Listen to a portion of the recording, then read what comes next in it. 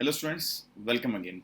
यहाँ पर मैं आपको electric current, capacitor, EMI, magnetic field, इनमें जो वेरिएबल्स काम में आती हैं, फिजिकल क्वांटिटी काम में आती हैं, इंपॉर्टेंट फिजिकल क्वांटिटी, उनके डायमेंशन फॉर्मूला के बारे में बताऊंगा। सबसे पहले बात करते हैं गाइज हम लोग की कैपेसिटेंस। कैपेसिटेंस का डायमेंशनल फॉर्मूला क्या होता है। तो आप जानते हैं कैपेसिटेंस को हम लोग सी से लिखते हैं, और हम जानते हैं कि Q इज इक्वल टू होता है, Q is equals to C into V, जहाँ पर V इलेक्ट्रिक पोटेंशियल होता है। तो इसको फर्दर मैं ऐसे ले सकता हूँ कि C V होता है work done per unit charge, right. तो आपके पास में यहाँ पर जो निकल के आ रहा है C का value, that is equals to the Q square upon W। This is the value of C जो कि आपके पास में निकल के आई। Q होता है electric current I into T, इसका पूरा whole square divided by work done W। तो जब आप इसको लिखोगे फर्दर तो आप कैसे लिख पाओगे कि C का वैल्यू आ जाएगा आपके पास में गाइस आई स्क्वायर यानी इसको तो एम्पियर में लिखेंगे तो एम्पियर स्क्वायर, टी मतलब टाइम तो कैपिटल टी स्क्वायर, डायमेंशन इसमें ऐसे लिखते हैं वर्क डन होगा फोर्स इंटू डिस्प्लेसमेंट, तो फोर्स का एम एल टी पावर -2, ठीक है, और इंटू डिस्प्लेसमेंट यानी एल हो रहेगा तो एल पावर 2 बन जाएगा। तो यहाँ से हमारे पास में निकल के आ जाएगा कि dimension formula of C is equals to M power -1 L power -2 and T power +4, क्योंकि ये ऊपर जाएगा तो +4 बन जाएगा, एंड ए पावर 2। तो ये आ जाएगा हमारे पास में dimension formula of capacitance. So guys आपने यहाँ पे क्या देखा कि कैपेसिटेंस का हमारे पास में जो डायमेंशन फॉर्मूला निकल के आया, that is this is the dimension formula of capacitance. चलिए भैया अब नेक्स्ट के बारे में बात करते हैं। तो नेक्स्ट आता है बेटा इलेक्ट्रिक करंट से हम बात करेंगे रेजिस्टेंस के बारे में कि रेजिस्टेंस का डायमेंशन फॉर्मूला क्या होगा। तो रेजिस्टेंस को हम आर से लिखते हैं बेटा, और हम जानते हैं कि हमारे पास में ओम्स लॉ से V is equal to I into R होता है। हम ये भी जानते हैं V होता है work done per unit charge is equal to बन गया पास में I इंटू आर, और आपको ये भी पता है कि I होता है rate of flow of charge यानी Q/T। तो यहाँ से अगर आप R का वैल्यू बने लिखेंगे तो ये वैल्यू आ जाएगा W अपॉन Q का वैल्यू यहाँ से क्या निकल के आ रहा है बेटा, Q is equal to I into T. तो यहाँ बन जाएगा ये आई स्क्वायर इंटू टी। अब आप बोलेंगे आई स्क्वायर कहाँ से आया, ये वाला आई हमने यहाँ नीचे गिरा दिया है, ठीक है, तो ये आ गया। अब वर्क डन होता है फोर्स इंटू डिस्प्लेसमेंट, तो M L T power -2 displacement का एल, तो एल पावर 2 बन गया, डिवाइडेड बाय एम्पियर होता है करंट के लिए, तो आई स्क्वायर इंटू टी। तो जब डायमेंशन फॉर्मूला ऑफ आर लिखोगे आप रेजिस्टेंस, तो इसका वैल्यू आ जाएगा आपके पास में M L power 2 T power -3 and A power minus. अब इसके बाद में यानी कि ये आपका डायमेंशन फॉर्मूला होगा गाइस, ठीक है। जिन लोगों को फॉर्मूला नहीं पता है वो लोग परेशान बिल्कुल भी ना हो, यहाँ पर हम लोग केवल इसको सीख रहे हैं कि कैसे हम लोग इससे डायमेंशन फॉर्मूला बनाते हैं। जो नेक्स्ट थिंग आती है that is resistivity. So next thing is resistivity. अब रजिस्टिविटी यानी रो, इसका डायमेंशन फॉर्मूला क्या होगा, तो हम जानते हैं R इज इक्वल टू होता है रो इंटू एल अपॉन ए। तो यहाँ से अगर आप रो का वैल्यू लिखोगे तो रो का वैल्यू आपके पास में आ जाएगा R into A divided by L. अब आपने अभी भी रेजिस्टेंस का डायमेंशन फॉर्मूला निकाला है, तो यहाँ से पुट करेंगे तो M L two T power -3 and A power -2।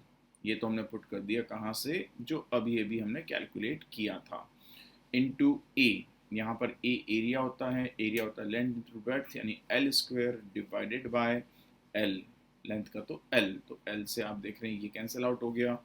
तो आपके पास में जो डायमेंशन फॉर्मूला बनेगा इलेक्ट्रिकल रजिस्टिविटी का, उसका वैल्यू आ जाएगा M then L power 3, then T power -3 and A power -2। ये वैल्यू आपके पास में निकल कर आ जाएगी। So this is the dimension formula of electrical resistivity. चलिए गाइस, अब इलेक्ट्रिकल रेजिस्टिविटी के बाद में नेक्स्ट जो आता है that is equals to that is from the chapter magnetic field. तो अब इसका नंबर क्या आएगा, नंबर 4। अगर हम बात करें कि मैग्नेटिक फील्ड का डायमेंशन फॉर्मूला क्या होगा, तो गाइस मैग्नेटिक फील्ड को हम लिखते हैं B से, ठीक है।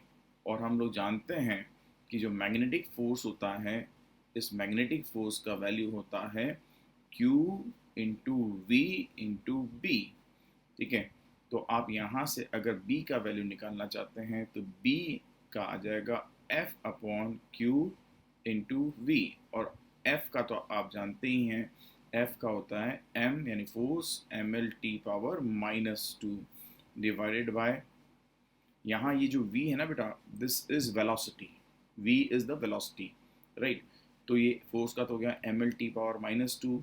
हम जानते हैं चार्ज होता है इलेक्ट्रिक करंट यानी A और टाइम t, और यहाँ वेलोसिटी है, वेलोसिटी का होता है lt पावर -1। तो आप देख रहे हैं L से L कैंसिल आउट हो गया, ठीक है। ये t पावर 1 और t पावर -1 भी कैंसिल आउट हो गया। तो आपके पास में मैग्नेटिक फील्ड का जो डायमेंशन फॉर्मूला निकल के आएगा that would be equals to the m L power 0 and t power -2 and a power -1। ये डायमेंशन फॉर्मूला आपके पास में निकल के आ गया है मैग्नेटिक फील्ड का।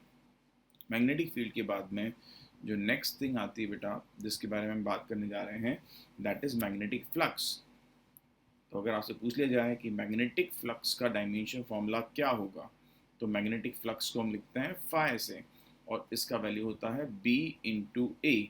अब आप बोलेंगे कहाँ से आया, अगेन वही बात बोलूँगा, अभी आपको इस बात से कोई मतलब नहीं है कि फॉर्मूला कहाँ से आ रहा है, केवल अभी आप डायमेंशन फॉर्मूला निकालना सीखो। तो हम जानते हैं B का डायमेंशन फॉर्मूला अभी हमने निकाला है, कहाँ से, यहाँ से ले सकते हैं m t power -2 a power -1, और ये है आपके पास में एरिया, एरिया होता है लेंथ इंटू ब्रेथ यानी L स्क्वायर।